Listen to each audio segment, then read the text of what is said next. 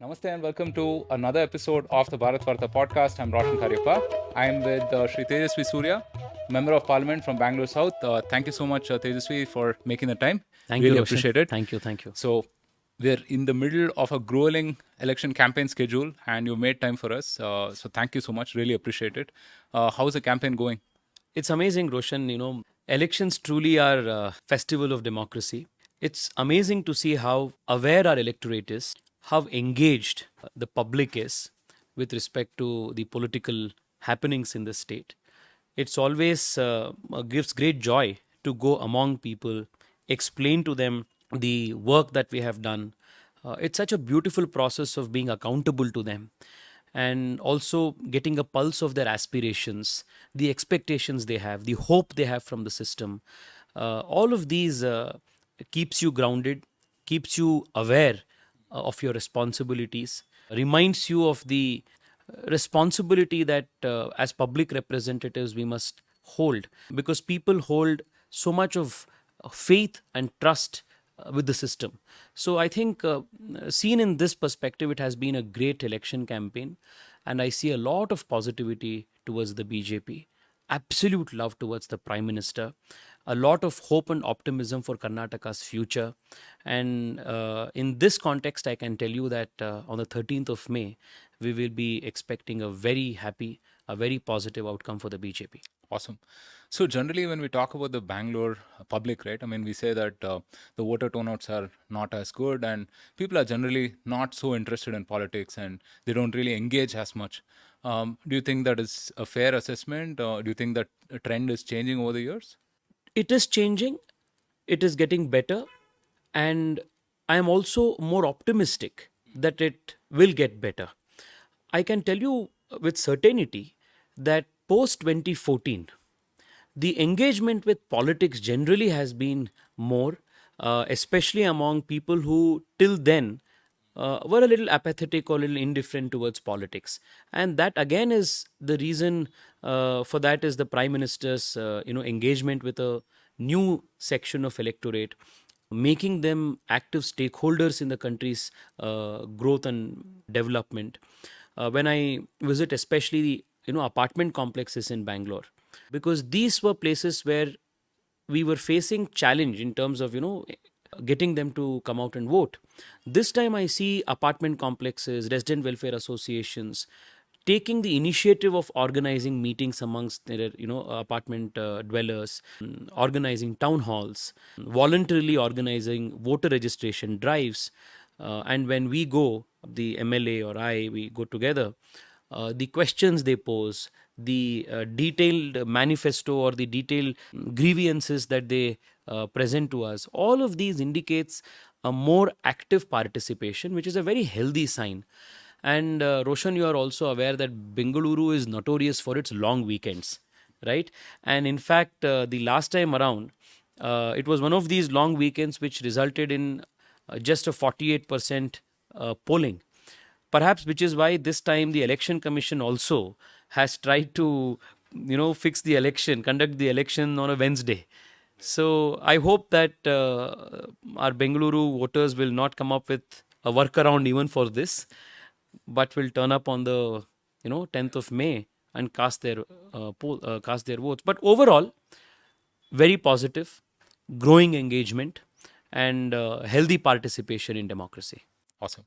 So, from these many conversations that you've had with the people, right? What are some of the issues that are coming up? What are people talking about? Well, people are very aspirational, and the more you are talking to the middle class, the more you are talking to the lower middle class, the more you realize how aspirational their worldview is. And in any society, whether it's in India today, whether it's China, whether it is you take any part of the world, growth is always driven by the aspirational lower middle class and the middle class. So when we talk to them, they aspire for a better quality of life, better educational opportunities for their children, better and more stable, sustainable incomes. These are actually the core areas. And they realize that the country today is on a trajectory of growth, and all of them are seeing their personal lives getting so much better in the growth of the country. So they see that the next 25 years, the growth of their own, personal fortunes is intertwined with India's fortune. And that's the big India story in the making. So when we distribute scholarships to children in our office, we run a free scholarship program called Namo Vidya Nidhi. Most of the parents who apply for this scholarship program, their profile is a security guard, in a multinational, the daily wage laborers, pushcart vendors in Chickpet. These are the people. Both them and their children are extremely aspirational, and they are the ones who will push India's economy in the coming years. They are the ones who will be the new middle class. They are the ones who will be big section which will spend money and push this virtuous cycle of investment and growth. So I think in all the interactions, to summarize, there's huge amount of positivity and hope. There is a lot of faith in India's story. People believe that this country is doing better. There is massive trust in the Prime Minister's leadership. And all of them are ready to work hard. That's a very important point. They are not expecting doles. They're not expecting a free meal. They are expecting opportunities. Because they know that with opportunity, a lot of doors will open. And they are willing to work hard. So I think this present generation and the coming generation will be that two generations which will truly cement India's position in the world as one of the most prosperous and wealthy nations. Yeah. No, I certainly agree with you. I think there's a lot of optimism about India's growth, especially post-COVID. We've covered a fair bit of it on Bharat Varta as well. But, when you talk about some local issues, right? Let's say Bangalore's infrastructure. We say that, it's not caught up with, Bangalore's economic growth, for instance, right? And we had the infamous case of the flooding and everything about last year. Now, this is again, if you look at the pace at which Bangalore has grown, the population has grown and expanded so far. Certainly one can sympathize with it, but when their house is getting flooded, maybe not so, right? Correct. And last time when we spoke on Bharat Varta about 2 years back as well, you mentioned that some of these things are so systemic, is structural, right? Correct. The fact that different agencies don't talk to each other, Correct. the fact that the mayoral term is Yes. just 1 year, Remember. and so on and so forth, right? What has changed on that front to sort Yes. of promise the citizens Yes. that this will not happen over the next 3-4 years? So, three important steps the government has taken to address the issue that you mentioned of better coordination between parastatals. The new BBMP Act has greatly addressed this issue. Even on the term of the mayor, from 1 year, it has now been extended to 2.5 years. But personally, I would still feel Bengaluru needs a full mayor for a full 5-year term, because only then you can actually bring in some systemic reforms and change. But nevertheless, from 1, we have at least moved to 2.5. It is an improvement in that regard. Again, just 8-10 months ago, the Bommai government also passed the BMLTA Act, the Bengaluru Metropolitan Land Transport Authority Act. The reason this act was necessary was the lack of coordination between parastatals involved in urban transportation. So, to a great extent, the issue of lack of communication, coordination between the parastatals in Bengaluru has been addressed through these two legislative actions. Insofar as the issue of flooding and others are concerned, this is again a very serious issue, because many buildings, many large apartment as well as commercial complexes have been built by encroaching lakelands. And Bengaluru, Roshan, like you know, is a city of lakes, and each lake is in a way connected to the other lake.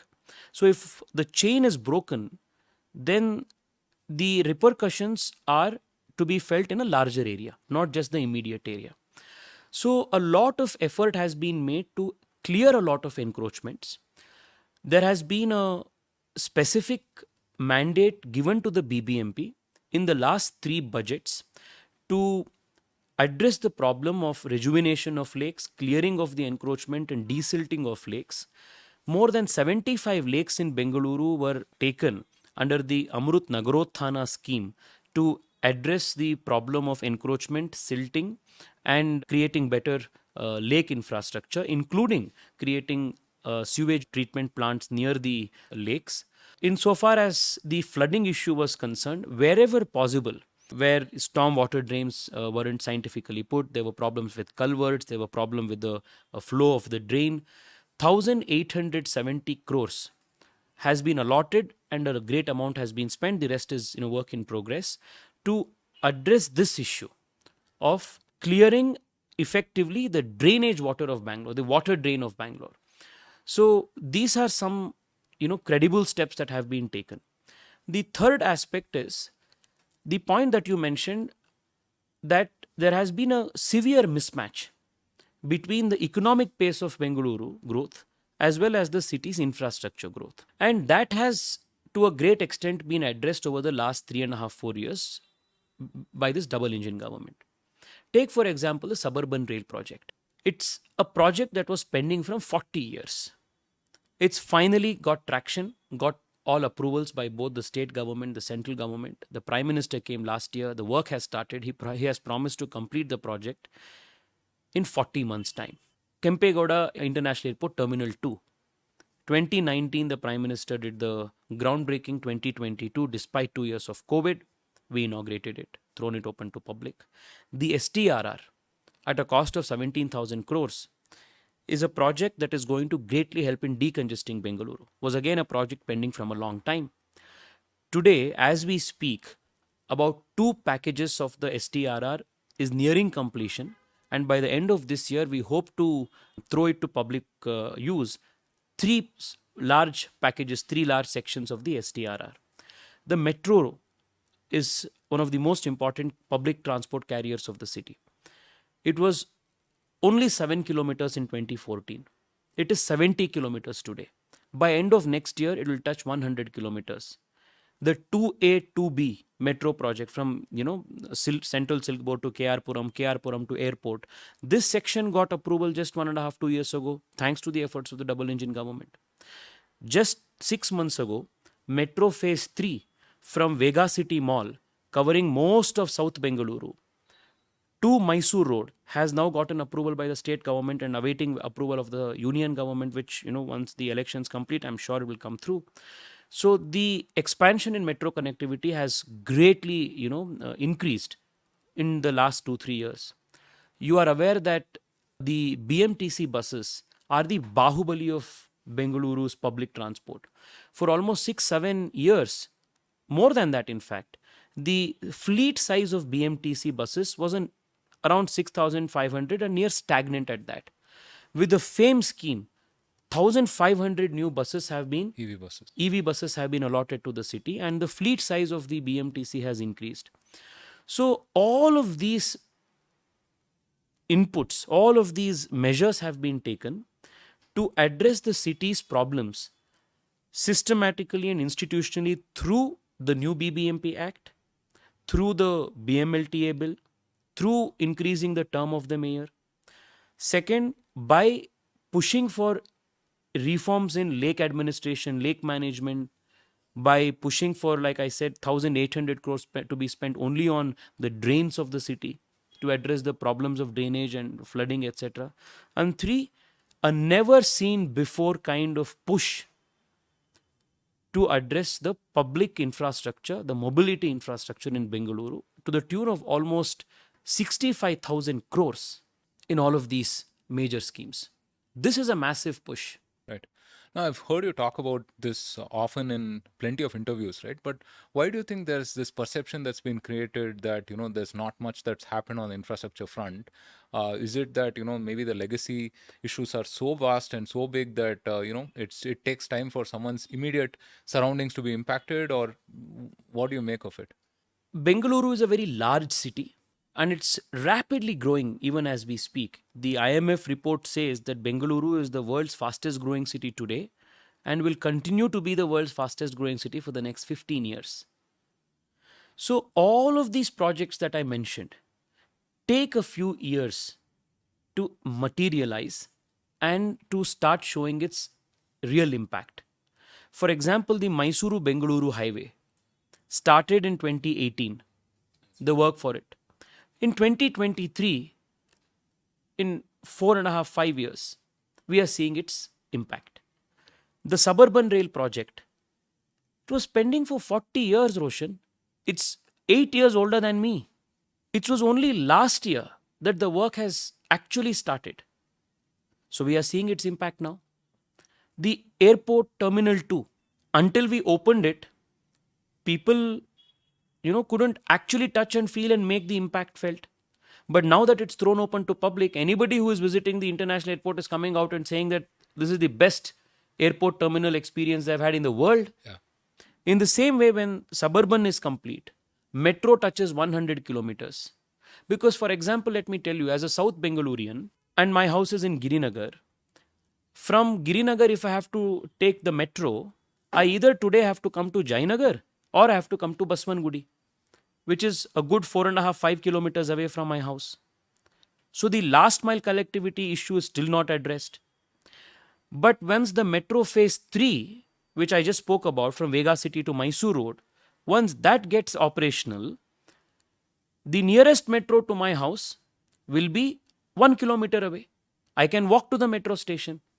So when the metro network in Bengaluru will touch 100, 120, 150 kilometers of metro coverage, then the last mile connectivity issue will also be greatly addressed. Then you will start seeing its result. Now, of the 1,500 buses that have been allotted and sanctioned under the FAME scheme, 350 are now operational. The rest are, in the pipeline.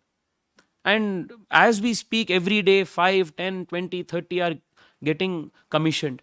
So by the end of, say, the next 2-3 months or maximum of 5 months, we will see this whole new buses, additional buses that you will start seeing all over the city. So these are all massive infrastructure, projects which are in various levels of completion, various stages of progress, which is why I keep stressing this point wherever I go to, address people in Bengaluru, that this momentum should not be stopped, because it's after a lot of years that Bengaluru has finally got this kind of momentum, so much of attention from both the central government and state government to understand, to address as priority its public infrastructure issues. So there's no way that Bengaluru can afford a break in this momentum, which is why continuation of the double engine government is so crucial for the future of the city. So on infrastructure, we'll take a slight tangent, right? Oftentimes, the media paints this sort of false dichotomy between Hindutva and infrastructure and development, right? Like, almost that it cannot be congruent and you're preferring one over the other and so on. I've always found that a little strange, actually, because if you look at, Yogi Adityanath ji, for example, right? Phenomenal infrastructure development. If you look at Prime Minister Modi as well, the amount we've spent over the last 8 years on infrastructure is perhaps 5 times more than what we've spent before, and some of the infrastructure stuff that you mentioned as well. So this whole false dichotomy of Hindutva and development, right? I mean, when do you think it can be Roshan, broken? I'll take you a step further back. The first prime minister in India to have actually thought of national highways which have connecting all of India was Atalji. The Golden Quadrilateral was a project of the BJP government, the NDA government. Go a step further back. The economic policy of the Jansangh and the economic policy of the Congress of that time was starkly different. We were speaking in favor of industrialization. We spoke in favor of private enterprise. We spoke in favor of allowing private capital. When Atalji was the Prime Minister, disinvestment of major PSUs was one of the most important legislative work undertaken by the Vajpayee government. Arun Shauri. Arun Shauri ji was the minister. Even if you go a little further back, it was quote unquote Hindutva philosophers, thinkers like Savarkar, Sri Aurobindo, Vivekananda, who spoke on private enterprise. Sri Aurobindo was a great votary of mechanization and industrialization. Savarkar, who shared in more or less terms very common views with Ambedkar, were both strong votaries of urbanization. So, if you try to approach this whole issue, even pre independence, it has always been people who have championed the civilizational cause of India, the cultural cause of Hindutva, who have always been the strongest votaries of free enterprise, private capital, industrialization, urbanization, and fast economic growth. While those who have never wished well for India culturally are the same ones who tried to shackle India in socialist ideas, tried to chain India's entrepreneurialism, tried to confine India's inherently entrepreneurial ability by the license quota permit Raj. Perhaps one of the reasons for that would be for why the Hindutva votaries have always been such strong votaries of economic growth and modernization is because essentially Hindutva is a modernist project. And the votaries of Hindutva realize that India's cultural glory will touch its zenith upon the foundations of a strong economic India, upon the foundations of a materially strong Bharat. These two were never in our civilizational history two parallel, mutually exclusive concepts. Just before I met you, there was a very rooted traditional entrepreneur from Tamil Nadu who had come to meet me.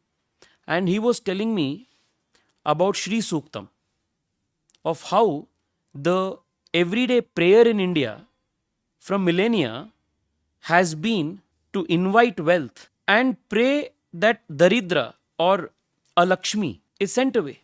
So, industriousness, hard work, enterprise, these are values that traditionally this country had valued. So, those who do not wish well for India culturally are also the ones who do not wish India good economically. Interesting point. How do you think the opposition is sort of building this narrative on a bunch of things, right? Whether it's the hijab or the azan or this whole 40% sarkara as well, right? Where do you think this originated and why is it getting so much of purchase? I don't think it is getting any purchase beyond a few sections of media, and I don't think this has any electoral repercussions. This I'm telling you, Roshan, after having traveled extensively in Karnataka over the last 3-4 months. All of these issues that you mentioned, let's take one issue at a time. The issue of hijab. The position of the government came as a result of a section of students who were triggered, who were pushed to take this extreme position for the first time by the Campus Front of India and the SDPI and the PFI. The government's position was very simple. If you are in a school, if you are in a college, please follow the rules of the institution.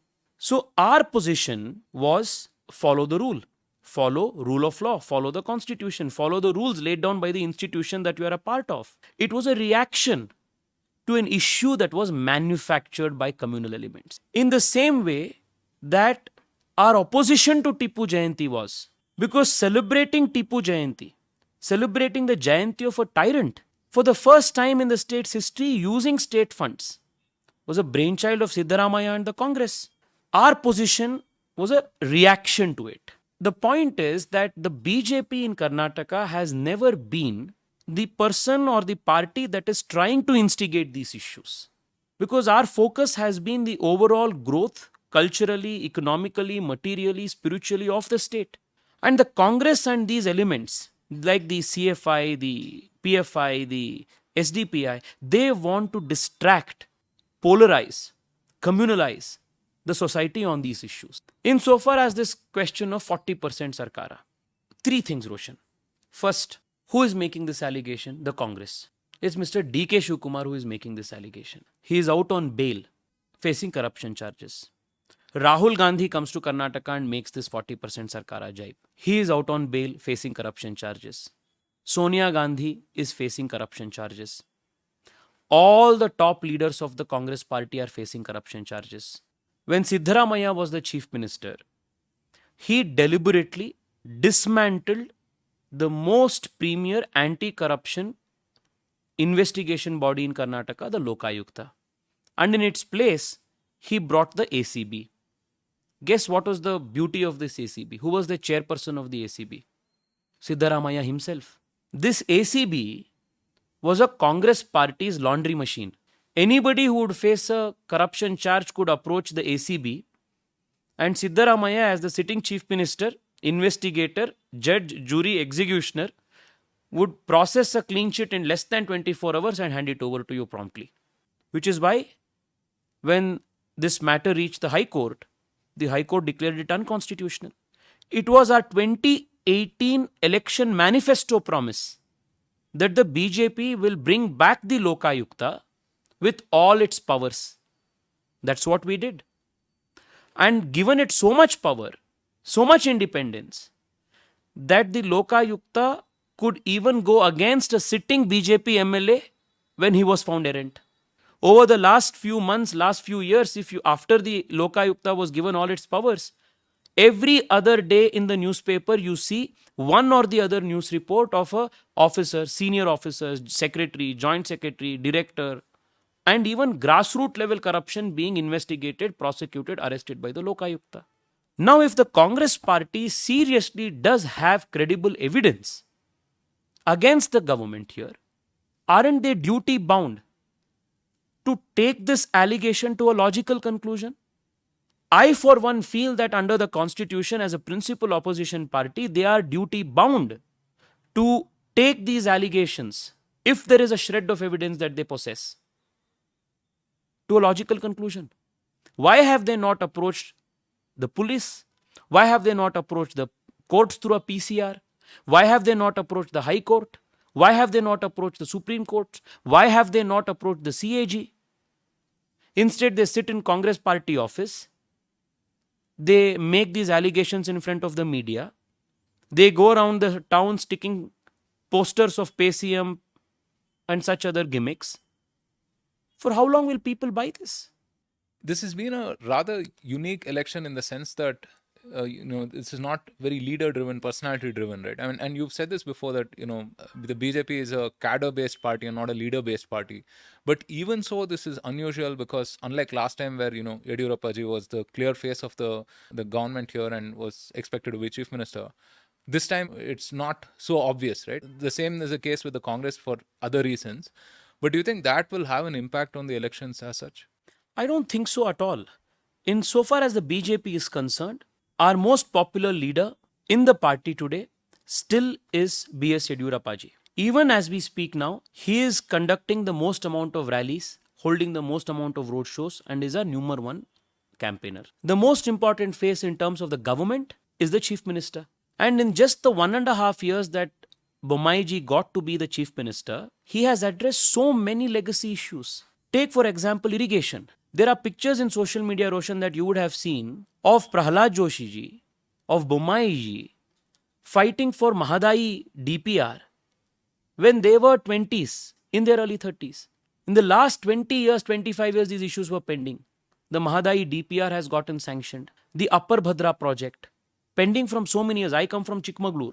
This was an issue that is being discussed in our family, in our villages from, since the time I would go to visit the village fair, village, Ur Jatres, everything from our childhood.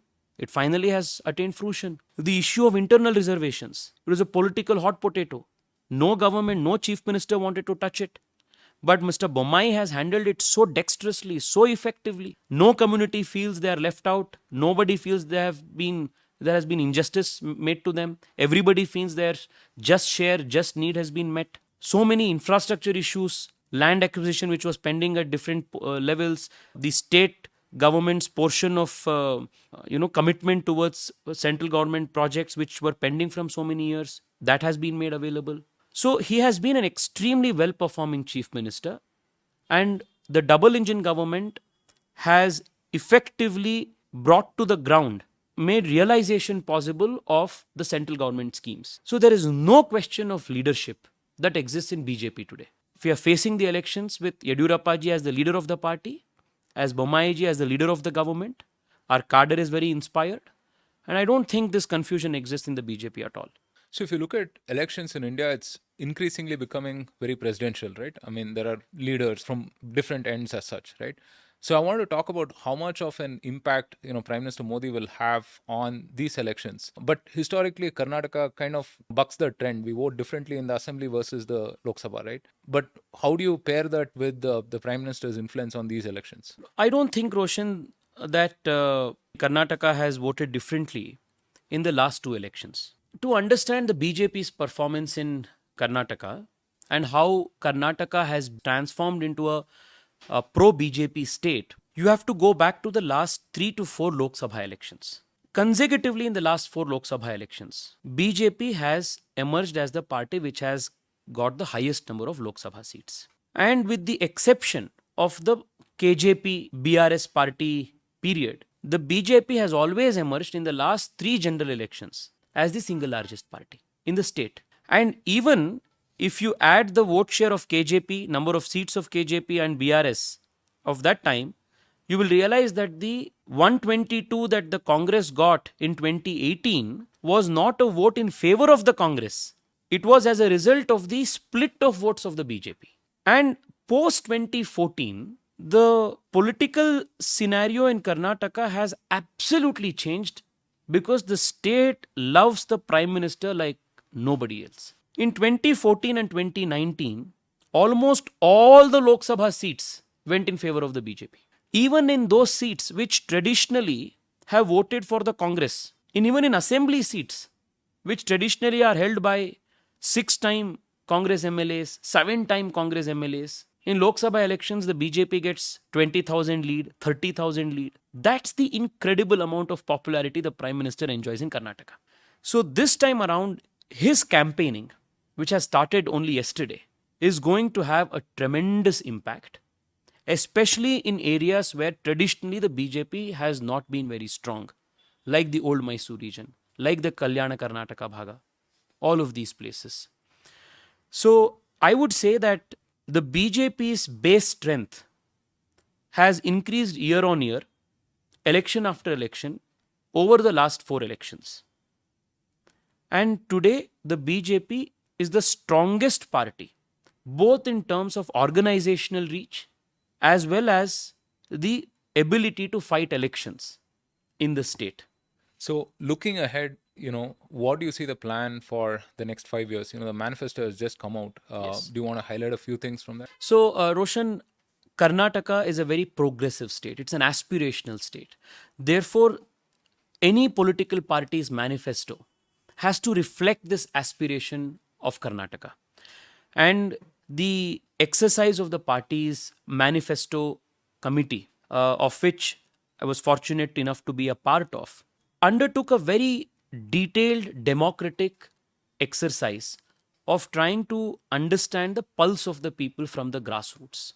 For almost 3 months, from panchayat members to parliament members, from elected representatives at the lowest grassroots level organizations to elected representatives of resident welfare associations, of various associations and industry bodies, everybody was consulted. Salaha Vahini, vehicles to take suggestions from people. These vehicles were sent all across Karnataka for the last 3 months.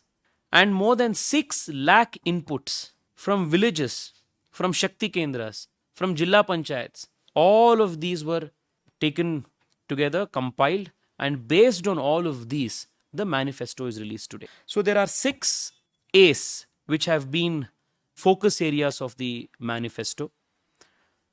Anna, that is food. Akshara, that is education. Abhaya, that is law and order. Arogya, which is health. Abhivruddhi, which is vikas, which is development. And 6th, Adaya, which is livelihood and sustainable incomes. So these 6 focus areas are most important for any society to progress. The party has promised to take care of the weakest through Atal Ahara Kendras, in every municipal corporation, enhanced the public distribution system by adding 5 kgs of Siridhanya or Shri Anna along with half liter of Nandini milk to all BPL families to take care of the Anna aspect of the poor. The BPL families have also been promised free health checkups for all the elderly yearly ones to take care of the Arogya aspect.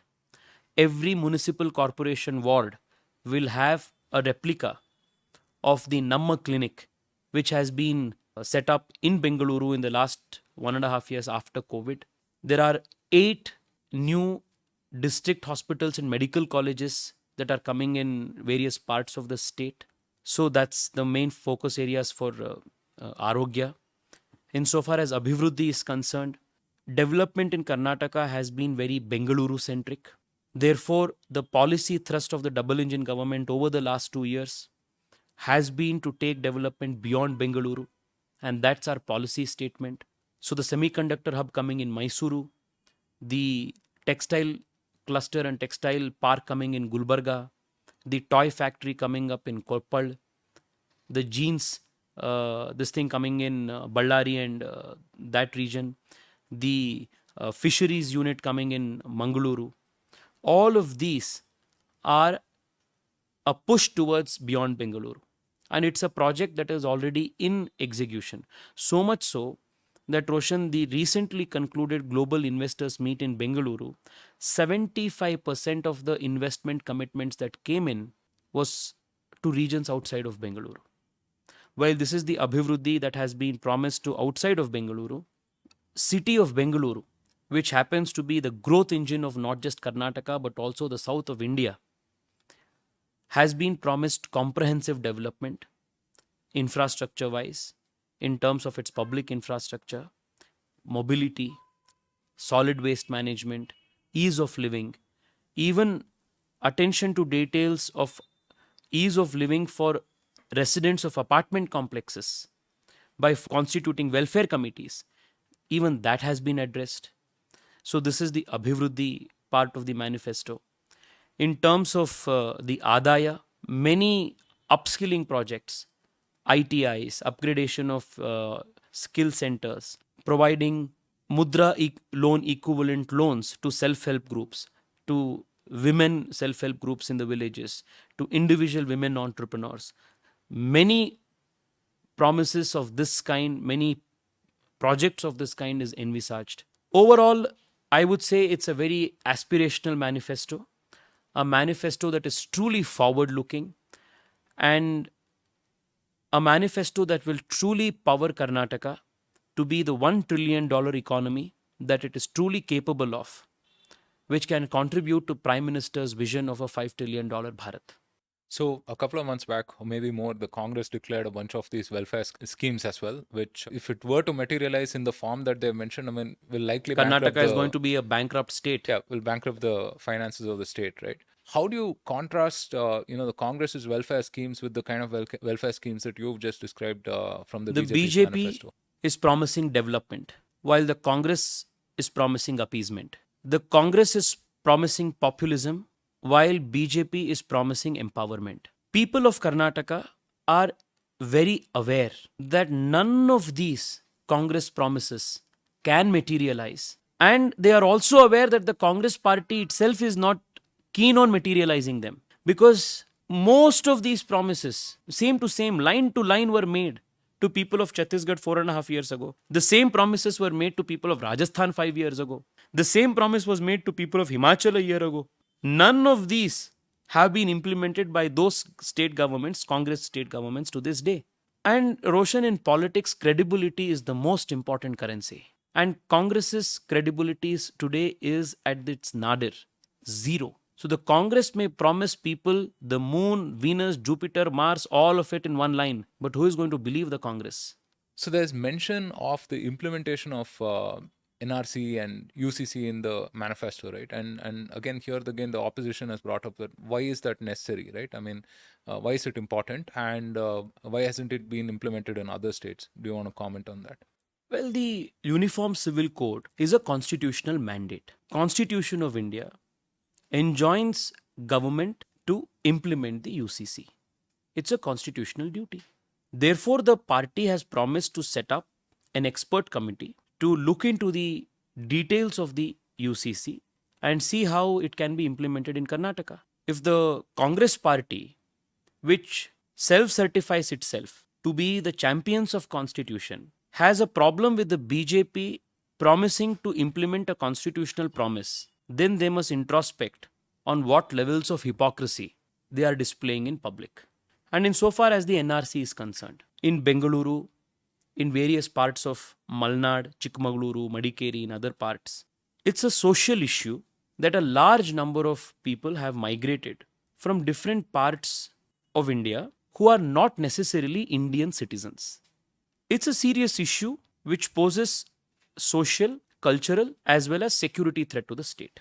And law and order being a state subject, it is a responsibility of a responsible state government to address this illegal infiltration.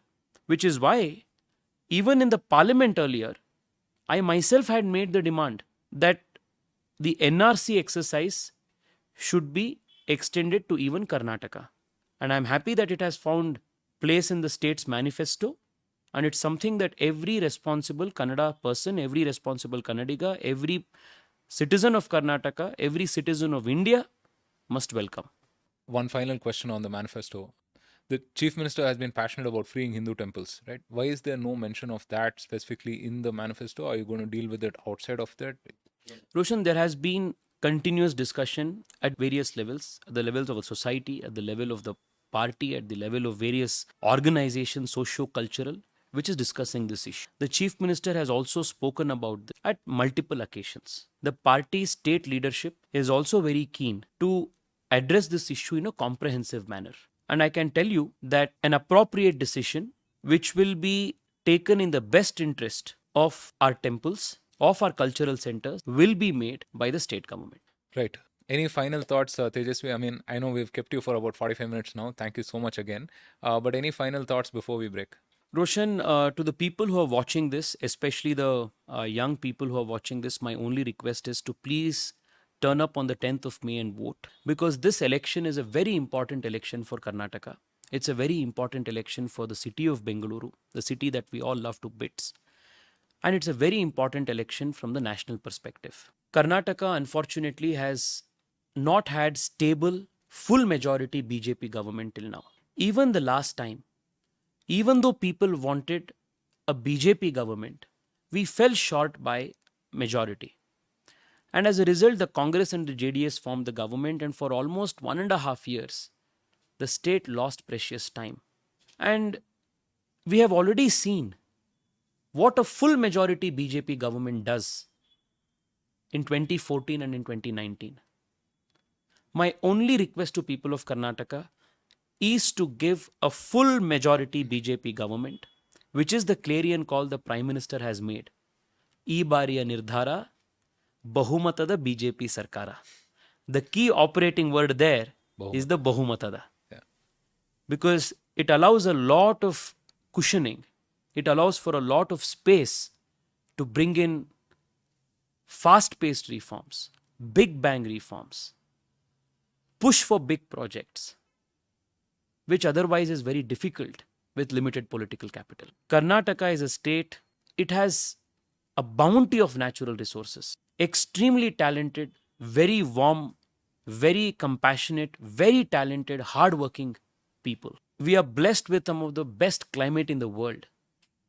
With all of these blessings, Karnataka has the potential to be the growth engine for India, which is why a strong, stable, progressive, committed government and leadership at the state level is a non-negotiable, which is why 10th of May is such an important date for all of us. Awesome.